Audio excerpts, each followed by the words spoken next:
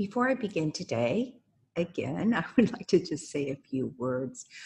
I I am so excited for you to listen to this upcoming interview with Jeffery Olsen. It's got to be one of the most profound interviews I have ever had. And I was honored to spend time with Jeff and Dr. Jeff O'Driscoll, who I interviewed previously, and you'll hear about a little bit in this interview. And these two men have a huge message to tell you. They are also some of the most honest, loving, compassionate, caring people I have ever met. And I think in this time of turmoil today, we can learn a lot from these messages. So just please sit down, listen really carefully, know that this is all very true, and just keep your heart open and your curiosity. Thank you.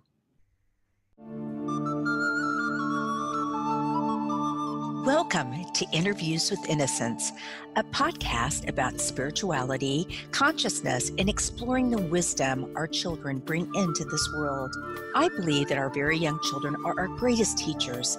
After all, they're the masters of living in the present moment, bubbling in unconditional love, enjoying the messiness of life, and curious about the universe in all its dimensions. The pure essence that young children exhibit lives within all of us. My hope is that these interviews will help us discover, embrace, and connect with the sacred core of childhood that resides within each of our hearts. I am your host, Marla Hughes. Today, I am delighted to have Jeffery Olsen on the show. In 1977, Jeffery experienced a horrific automobile accident that took the lives of both his wife and youngest son. He suffered multiple life-threatening injuries himself, including the amputation of his left leg above the knee. As a result of the accident, Jeff had profound out-of-body, shared death, and near-death experiences that gave him spiritual insight not common in today's world. He met his wife during his NDE when she told him that he could not stay with her, but had to go back and take care of their other son. His NDE gave him a glimpse of eternity, and he was forever changed. He is now remarried, and he and his wife have 2 adopted sons. His passion is found in recognizing the oneness and divinity in all of us. Welcome to the show, Jeffery. Oh, thank you, Marta. It's a pleasure to be with you. Yeah, it's so good to see you again. I was so excited to meet you and Dr. Jeff O'Driscoll at the IONS conference, and it's an honor now to be able to interview you. So let's. I know a lot of people have heard your story about your near-death experience and the accident. So why don't you just tell us briefly about what happened? All righty. Well, the accident was actually in 1997. I'm sorry.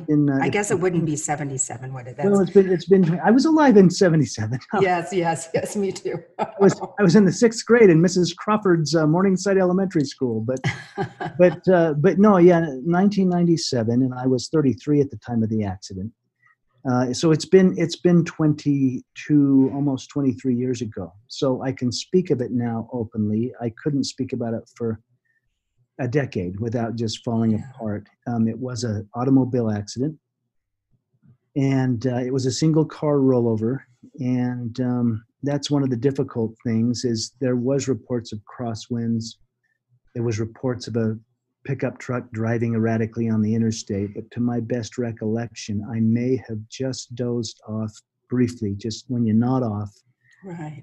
And I overcorrected and lost control of the car, which caused it to roll, not off the road, but down the road. And I had the cruise control set at 75 miles per hour. So it was a horrific accident, and it's still difficult to talk about it. You never get over it. You get used to it.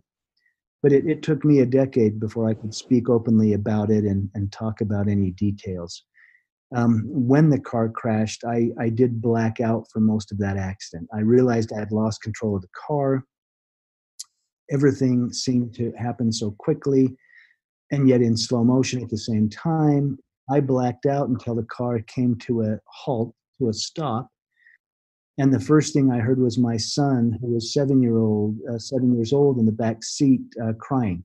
It was my wife, myself, and both of our boys. Spencer is my oldest boy. He was 7. Griffin was our youngest, and he was just a toddler, just 14 months. But when we crashed and I heard Spencer crying, my first thought was, I've got to get to him. I've got to get to my boy. Yeah. And that's when I realized I couldn't move. I was pinned. I couldn't breathe. I was in pain. I couldn't even tell whether I was on the seat or the floorboard. Mm. And I had no idea of my injuries. What actually had happened is that both of my legs had been crushed and badly damaged. My left leg was eventually amputated above the knee. My back had been damaged. My rib cage had been damaged. My lungs were collapsing. My right arm had almost been pulled off, and then the seatbelt had cut through me, rupturing all my insides. I wasn't aware of my injuries. All I knew is I had to get to my son, who was crying, but I couldn't move. And yet it was in that brutal moment that I realized no one else was crying. And I knew at the scene, before I lost consciousness, that that both Tamara, my wife, and Griffin, my youngest son, were gone. They were killed instantly in the accident. And I don't share that to be graphic or morbid, but to just set the scene. I mean, here I am, half the family's gone. I've got a hysterical 7-year-old. I'm losing consciousness, so to speak. That's an interesting term, consciousness, because as I began to black out, and it was very strange because in that darkness, it's like everything became calm. Suddenly things became calm. And it felt as if light came to me, like light rushed to me and embraced me and was almost comforting me in this darkest moment of my life. And I did seem to rise above the scene of the accident. And quite honestly, I was thinking, what happened? How am I okay? How could I be okay? Am I okay? Because it was such a shift from the trauma that I was in. There was no pain. I could breathe. I had seemed to have been delivered from this accident, and it was a little bit confusing. And as you outlined, as I felt all that and became aware that, wow, I'm really okay. Tamara, my wife, who I knew was deceased at the scene, there she was with me in that light, and she was communicating at this point quite verbally, saying, "You can't. No, Jeff, you've got to go. You've got to go. You can't come. You've got to go back." And that was I could write chapters on what that was like, knowing I was saying goodbye and yet still being a little bit confused about what was going on. The interesting thing is she was emotional, and maybe this was because we were this way in life. She was the emotional one, and I was comforting her that it was going to be okay. And I learned a great deal about choice in those moments, because there I was looking at the woman I loved more than life, but I also knew I had a 7-year-old son in the backseat of the car. And the nature of his crying, as a father, I knew he was okay, and he was. He basically, he was banged up a little bit, but he basically walked away from the accident, even though, quite honestly, all three of us had passed. I had left my body and was in this strange realm of light, having this conversation with my wife, his mother, about how I needed to come back to raise our son, because if I left or stayed there, he would be orphaned. Right. And it was very, very poignant. And when you talk about you learned a lot about choice, can you expand on that a bit? Yeah, I mean, that the interesting thing being out of the body. I mean, it's like everything was so clear and so cosmic. I as I'm looking at her and she's saying, "You've got to go back." It's almost like there was this knowing, almost like the title of the book, knowing. Okay, I have a choice. Everything in the universe is a choice. What am I going to do? And I had further experiences that even emphasized that, but yeah, I felt as if I was at choice, but it's almost like my higher self, my soul knew I am going back. I am to go back and raise our son and go back to life. Right. And I know you talk in your book about the download that you received while you were, I'll say, on the other side, just how it transformed you. Can you tell us a little bit?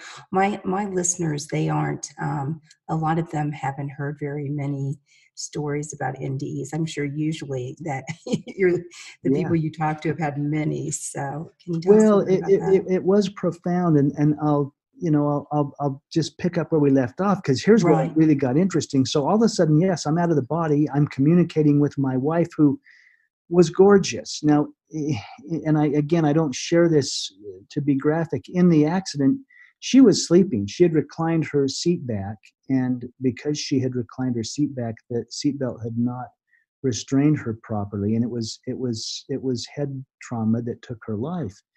But in this experience, and I knew that at the scene, I'm like, I mean, I can't explain the hell that was like to be there, but in this experience in the light, as I left and she was there saying, "You've got to go back," she was absolutely gorgeous. She was beautiful. She was more Yeah. radiant than she'd ever been. Wow. And this choice, looking at her and thinking, gosh, I can stay here and I'm okay, or I can go back, and choosing to come back. And it was the coming back that was so interesting. Now, I have no concept of time in this light. What had happened is that people had arrived at the scene of the accident. One was a doctor. I'd been extricated from the car. I had been life flighted to a level 1 trauma center. I had no idea about any of that. All I knew is I'd crashed the car. I'd left my body. I had this most profound goodbye I'll ever say. And as soon as I thought, I'm going back, I didn't have to figure out how. I didn't have to think about what to do. It was like a swoosh, and I was suddenly in this hospital, moving about the hospital, seeing the doctors and the patients and the families of the patients and the nurses. And when I say seeing them, I was absolutely connected to everyone and everything around me. I gosh, I knew their lives like it was my own. I knew their love and their hate and their joy and their trials and their Wow. challenges and their motivations, as if it was my own. I felt this absolute oneness, as I call it, this connection to everything, and specifically everyone, the people. Mhm. Gosh, I would see them, and I had this absolute love, this absolute knowing, no judgment, no comparison, and it didn't matter who they were. Everyone from the heroin addict to the saintly grandmother. I felt, um, like they were me. In fact, it's funny. I grew up in a conservative Christian home, and we read, Bible verse, and I still do that. But this verse came to mind as I was having this incredibly connected experience. And it was the famous verse that says, "Inasmuch as you've done it unto the least of these, you've done it unto me," which I used to think was a really nice verse about being nice. Right. But I was experiencing this oneness where I realized I am them and they are me. We're absolutely connected. In other words, I had this whole new epiphany. Oh, what Jesus was talking about was, I am the beggar on the street. I am the person in prison. I am the hungry child. I'm all of it. And that's what I was experiencing, is I am all of it. And it was this deeper, profound look into what I thought I believed, but a knowing of what is, and realizing that we're all connected. Wow. And I know you also talk about how you were downloaded with so much knowledge that you knew on like a cosmic level that your soul had planned all of this. Yeah, yeah, and that came even later. I mean, the hospital was horrific because I was having Oh, this incredibly connected experience. I finally right. came upon a body or a man that I didn't recognize. Actually, my body was so swollen that my family didn't even recognize me when they brought me in. They'd been notified that I was being life flighted in. And my brother, who's only a year younger than me, he said that he did not recognize my body. He said, "You looked like the Michelin Man." He said, "It looked like somebody taking a baseball bat and just beat the hell out of every inch of your body." Wow. So I was in Wow. quite a state, and I witnessed that. I looked at my body and I thought, "Oh my gosh!" And yet I stepped forward because it was strange. I wasn't feeling anything from that being, laying there. And that's when I realized, oh my gosh, that's me. But it wasn't me. I was having this incredible connected experience, but that was my body, and I knew I was to Yeah. get back in it. And again, it was the intention, the thought. We have no idea how powerful our thoughts are. When I thought I'm going back in, boom, I was back in the body, but then back to the trauma, the guilt, the regret, the pain, the grief, all of it. And I was ventilated. They had a big tube down my throat doing the breathing for me. My legs were immobile. My right arm was immobile. They eventually tied down my left arm because I kept grabbing at all the medical equipment. And the hospital was, well, it was a very horrible experience, and yet I learned a lot. I Yeah. was in there for over 5 months. There was Mm-hmm. 18 surgeries in total before they could put me back together. And what you mentioned was, which was I I felt like I had one foot in this realm and one foot in the other. Right. Dr. O'Driscoll teases me because he says, yeah, the foot that was in the other realm is the one we cut off. I can laugh about that now, Yeah, now. but I did have, strange, experiences, but the most powerful was at the end of my hospital stay. And I think it's interesting to note that my most powerful near death or out of body experiences were at the scene of the accident, before I had narcotics or morphine. Right, right. And at the end of my hospital stay, when I was out of ICU, I was through surgical recovery and I was in the rehabilitation unit simply taking some Tylenol. So, these were not, narcotic induced, hallucinations, but I was in the rehabilitation wing and I went to sleep one night. And when I say went to sleep, they had finally stabilized my abdomen where the seatbelt had ripped everything open and there was horrible infections. And they had finally stabilized that to the point that I could lay on my side. And I naturally sleep on my side. And so it was beautiful to lay on my side. And I remember falling asleep. In fact, my younger brother was there at the hospital and he was teasing me because I'd laid on my back so long. I'd rubbed all the hair off the back of my head. And he was giving me a bad time because he was receding in the front. And he said, hey, you're going bald in the back.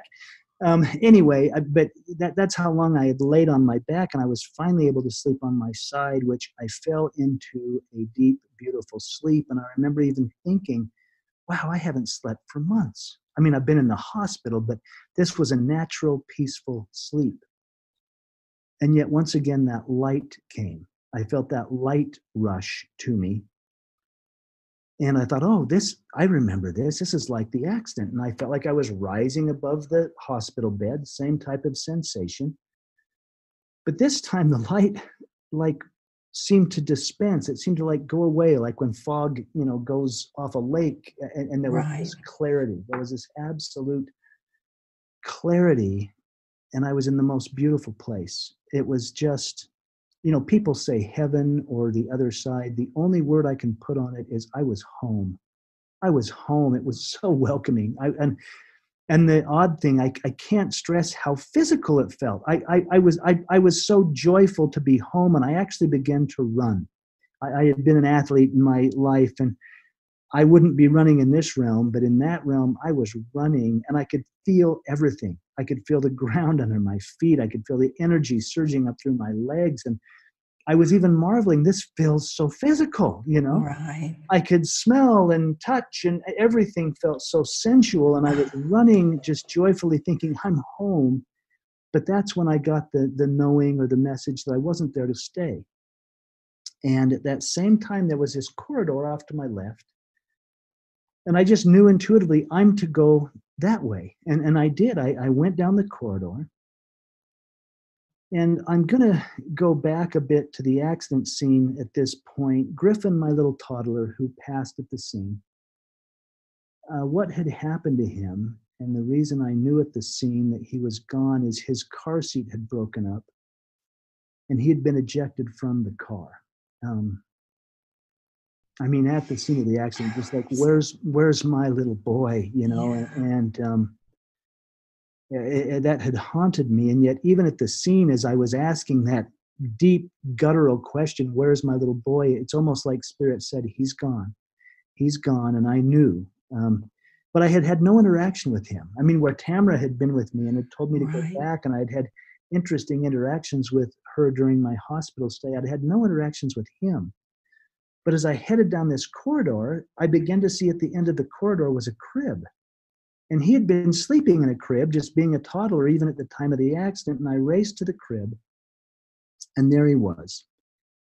And he was sleeping as peacefully as could be. And I mean, as a father, I swept him up, I held Oh, him, Jeff, and that was I mean, have you ever picked up a sleeping child? many You know, times. okay, well, Yes. this was the experience. When I say it was so physical, I could feel the weight of him, the heat of him. I felt his body against mine, solid. I could feel his breath on my neck. I mean, Oh my these were the gosh. strange things. I thought, he's breathing. And as a parent or grandparent, or, you know, anyone who's been around children, I don't care if you're an uncle or an aunt or a cousin, Yeah.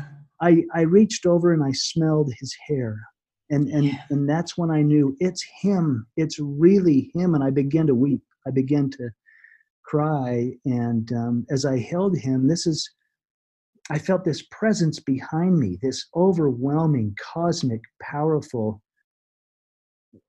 wise presence, which, you know, in my upbringing, I thought, oh, that's God. I'm in God's presence. I'm holding my little boy. And the guilt began to come up again. I was feeling like he's here because I crashed the car. His life was cut short because I messed up and lost control of the car. And, you know, and so there was these overwhelming feelings of regret and guilt as I held him, just weeping, loving my little boy. And this presence was coming closer and closer. And it almost felt physical too, because as I felt it coming so close and I didn't dare turn around, it was this fear of God, you know, and I was having these guilty emotions about the wreck and what had happened. And I remembered thinking in my mind, I hope there's some way I can be forgiven. And at that moment when I had that thought, and this almost felt physical too, it's like these loving arms just wrapped around us. And the cosmic download was, there's nothing to forgive. Everything in your life is in absolute divine order. Everything in everyone's life is in absolute divine order. And I began to have what they call the life review. I began to see my life before my eyes, as they say. Wow. I was seeing it in such a way, and I kept saying, well, but that was a mistake, and yeah, that was wrong, but I did it anyway. And this beautiful being was communicating to me in such a download, and such a, I don't know, overwhelming. I wasn't just hearing it, I was feeling it through my whole body. But what I was told is, that's your judgment of your life, not ours. Right. We I agree with you.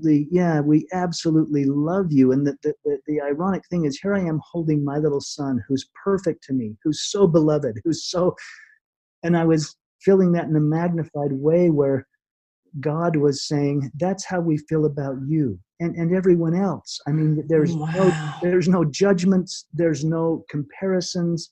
You're absolutely perfect in your uniqueness. All the things you judge are the perfect span of your life, because that's how you're learning and growing. Just like little Griffin, your son, was learning to walk and talk. We celebrate all of our children, saying, look at them. They're so unique and they're learning to walk. And so, yeah, and it was laid out to me. This is a long answer to your question, that I you know, that I had created my life. I mean, this was being communicated to me in such a way where I was told, you can be mad at God, you know, and think that some cosmic force took your family away, or you can beat yourself up for the rest of your life because you were driving the car. But quite honestly, my dear beloved son, you created it. We just loved you enough to support it. You and all the players in it. Tamara and Griffin, who left, and Spencer, who stuck around. Everybody was playing out the perfect cosmic path for your soul to get what your soul wanted to get in this mortal experience. And you created it together. You had contracts Right. and plans, and we loved you so unconditionally. We supported it, that your soul might get what you came to experience. And I just thought, this is so crazy. And in fact, I learned about choice in those arms too, because I was told there was another choice, that I could choose to give my son back. And even Tamara, if you will, that I could exercise my will and give them back. And in this, in my Christian upbringing, I thought, oh no, God, it's your will be done. I was asking this. I'm like, but it's your Right. will be done. And this beautiful being, loving, said, well, my will is your will. What do you want? And I wanted peace. And in all that love and in all that beauty, I was able to kiss my little boy, and I gave him back. I handed him Yeah. over. And then I woke back up into the hospital bed and into, the trauma of the accident and having to go home. And I was in a wheelchair, and my right leg was in a brace, and my right arm was in a sling. And I only had one working left arm. And they were attempting to teach me how to drive an electric wheelchair. And anyway, I was back into this realm, which was different. Right. Which brings about the beautiful story of Spencer greeting you when you got Oh home. gosh. Yeah, what a beautiful soul. Now, at the time, he was only 7, as I mentioned, and he had been staying with my brother and his wife. They took him in like one of their own. My family was so incredible.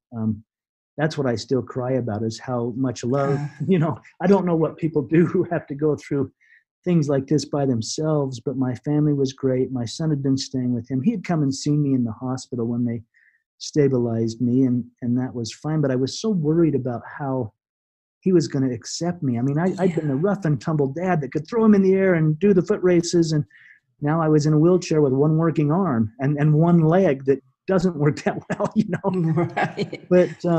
But they, they brought me home, and it wasn't really home. I was going to my brother's house. I continued to have home health, and actually went back into the ER after this with a kinked bowel, and I had blood clots, pulmonary emboli that lodged in the lungs. There was all kinds of issues, but I was going home, as it were, to my brother's house where Spencer was staying. And gosh, my brothers came to get me from the hospital, the two of them. I have an older brother and a younger brother. I'm stuck in the middle.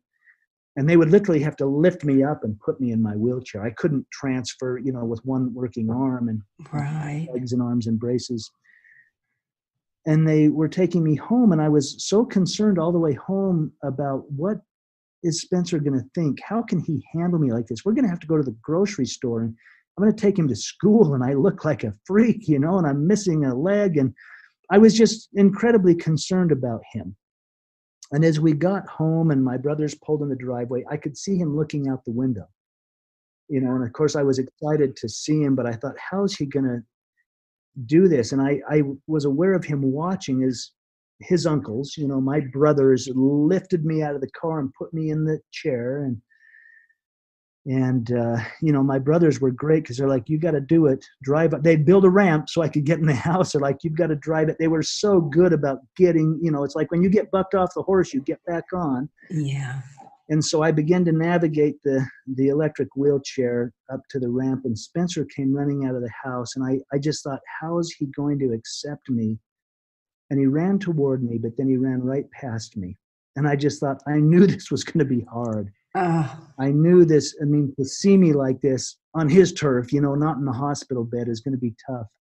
And so I continued to navigate and steer the cart, the wheelchair, to turn it up the ramp. And I just looked over my shoulder to see where Spencer was. And you can imagine this little 7-year-old boy, and he's knocking on all the neighbors' doors. And he's saying, come out, my dad has made it home. Jeff. I still tear up, because I just thought, oh my gosh, he's out there bragging about me, and I'm here holding myself as this cripple, Right. And then he did run toward me, and there's a specific reason for sharing this, because he then ran toward me before I got up the ramp and into the house.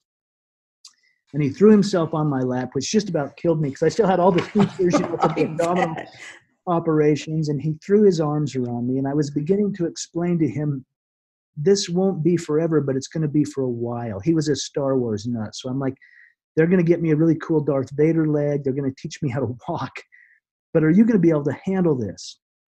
Because I'm going to be like this for a while. And we still laugh about it. He's all grown up now. He's married. He's 6'2" and, you know, all grown up. But Wow. he said to me in that instance, he said, "Dad, if you were nothing but a puddle of blood, I would still love you."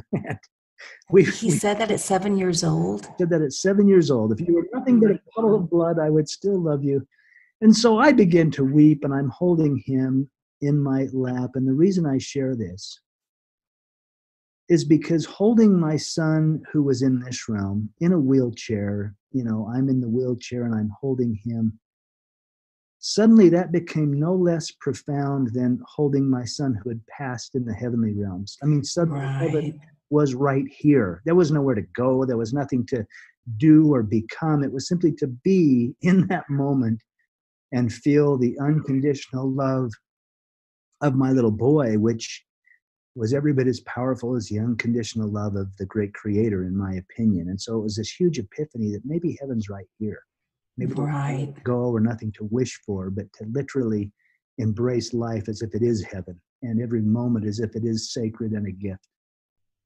And you say, I have a quote here that's so beautiful. I've learned that true joy comes through the simple things in life. Feeling the laughter of my sons, buying a $12 hummingbird feeder and watching birds gather to it. Looking for happiness in big things usually leaves me empty, while embracing life's beautiful little miracles fills my heart with joy and gratitude. Well, I love that from your book, Knowing. So I know that you began to really see the world differently. And so I'd like to talk about that a little bit, because I know you had mentioned in a previous interview I listened to that you talked a little about being a little bit judgmental before, and after this awakening, that you just began to see the world differently. And so can you, and also I have a quick question. When you were in that other realm, I've heard people say like it's more real than real. Was it that way for you too? Absolutely. In fact, it was very difficult to come back into this realm. I have looked at life differently, but I don't want anyone to get the misconception that I had this horrible accident and this horrible bereavement, and then I had these incredible experiences and I was okay. Yes, the wreck happened. The grief and the bereavement was horrible. Like I say, it took a decade, you know. I had maybe different perspective, but I grieved like anyone. It was difficult like anyone. But yeah, I have learned that life's little simple pleasures, the little things are the big things. And there are no little miracles. I've decided every sunrise is an absolute miracle. Mm-hmm. If I can be there and be present and realize. I saw a funny comic the other day on social media, and it was a man who was walking through the pearly gates and approaching, you know, this divine figure. And the divine figure says to the man, "How was your trip to heaven?"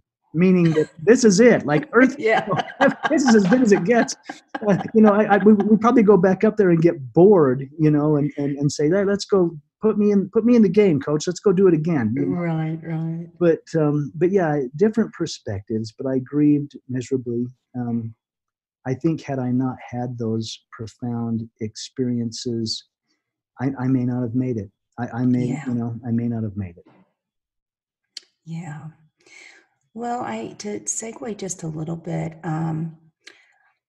you know, I think many feel like there's a transformation or awakening of consciousness in this world today. And I'd like for you to share with us about how you feel about that topic with now that you have a different perspective from your NDE. Yeah, I do look at the world and yeah, I see all the chaos, all the, you know, all the division. I mean, it's funny, everything that, you know, teaches us that we're separate. I mean, in this country, we've got Republicans, Democrats, and, you know, all this nonsense, quite honestly.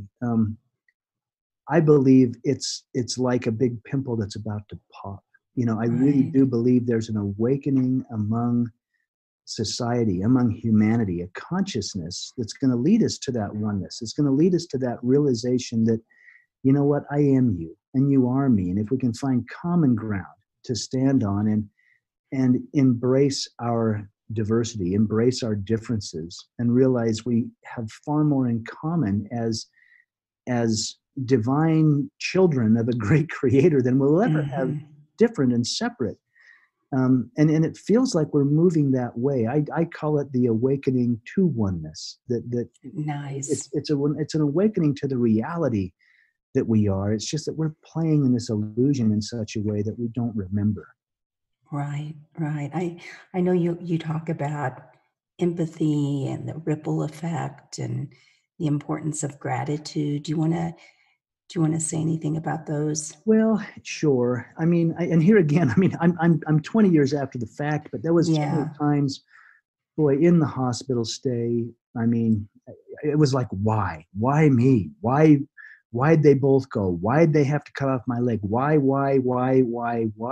it was a brutal thing. It was when I shifted into what am I learning from this? What is there to gain and to learn? What is the pain teaching me? What is the grief teaching me? There's a beautiful poem that I read just yesterday, and I'm going to look it up. I typically don't read things, but I'll do this because I think this is so powerful and it's so real to me based on what I had experienced. Right. And, forgive me, I usually don't read, but Oh no, that's it's a okay. poem by Robert Browning Hamilton. And he says, "I walked a mile with pleasure. She chattered all the way, but left me none the wiser for all she had to say. I walked a mile with sorrow, and never a word said she, but oh, the things I learned from her when sorrow walked with me." When sorrow walked with me. And that's probably the story of those 10 years. It was a whole decade. I didn't talk about my near-death experience. I didn't write a book. I worked very hard to raise my son. I worked very hard to get back to work. And that all happened. I actually, and I didn't work hard for this, but I fell in love again. My Yeah. current wife, Tanya, came into our lives in a really interesting and profound way. I wasn't dating. I wasn't looking. And gosh, I remarried. She agreed to be Spencer's mother and my wife. I mean, the proposal was kind of funny because it wasn't like, "Will you marry me?" It was like, "Will you marry a one-legged guy with a son and be a mother?" It was, and Tanya's the And she did. hero. Yeah, she said yes, and she's the hero of the story. And we have since adopted 2 more sons. I don't even call them my adopted sons. They're just my boys who have made it home, however that looked. And it's been an incredible journey, but it was not free of challenges. And life is never free of challenges. No, I've it's decided not. that's the game. I mean, we signed on for the full feature film. We wanted the popcorn and the drink and the candy, but this floor might be sticky and there might be gum under the chair, and that's all part of it. We must have the whole experience of duality, or we never can fully embrace reality, right? Mm-hmm. Well, I think that you're right. We learn these lessons, and it's not, you can't sugarcoat it. I mean, it's terrible. But what you talk about is how if it had not been for your near-death experience, you might just be out on the street, and so that was part of the plan too, to give you this experience. And now you're sharing. It took a long time, but it took a long time, and you're really helping the world. Oh, So what are the greatest, we have to wrap it up here, but what are the greatest lessons that your children have taught you, Spencer and Zach and Aiden? Well, and they've taught me, And Griffin. and Griffin, Of course. it's interesting. He still comes around. I mean, I experienced him as that toddler, but I've had dreams where he's come as a grown young man, but I recognize him immediately. So he's taught me a great deal about the fact that nobody really ever dies. They live on, they're in a different realm, and they become our guardians and our angels. If anyone's lost loved ones, know that they are very, very near, and they're cheering you on. There's no judgment from them either. They see us in perfect love, and they cheer us on. Spencer has taught me compassion and unconditional love and patience. I mean, if you read Knowing, his life has been interesting too. And Zach and Aiden, my younger two, they have taught me that everything's in divine order, no matter what it looks like. We've had so many challenges and yet so many joys. We've had darkness and we've had light, and we've had beauty and we've had peace, and we've had trouble and we've had turmoil. I mean, that's what we signed on for. I mean, Right. Anybody who's courageous enough to come into this realm and operate in this lower vibration, I think all the universe cheers us on and literally honors us for our willingness to experience pain and sorrow, Yeah. that we might more fully embrace joy and love and unity in the end. I so agree. Well, Jeff, I know you're going to come back next week, which I'm very excited about, and talk about your work with indigenous cultures and shamanism, which is a, as you know, I'm starting a shaman apprenticeship, so it's a very special topic for me. And but we need to wrap it up right now. How can people find you? The best way to find me is on social media. I'm on all the platforms: Twitter, Instagram, Facebook. Look under my full name, which is Jeffrey, Jeffery. It's an ERY. Okay. C is my middle initial, and Olsen, Olsen. You can also go to Envoy Publishing, envoy publishing.com. Envoy is French for messenger, and that's where you'll find videos, my books. Knowing is on Amazon. You can go to Amazon and get it in ebook or digital formats, hardback, soft paperback, whatever you want. But it's an amazing book. Yeah. Oh, thank you. Well, thank you so much. And all of this will be in the show notes. And I'll look forward to talking to you next week. Marla, it's been a pleasure. Thank you so much. Okay, thank you. Yep, bye-bye. Have a great evening.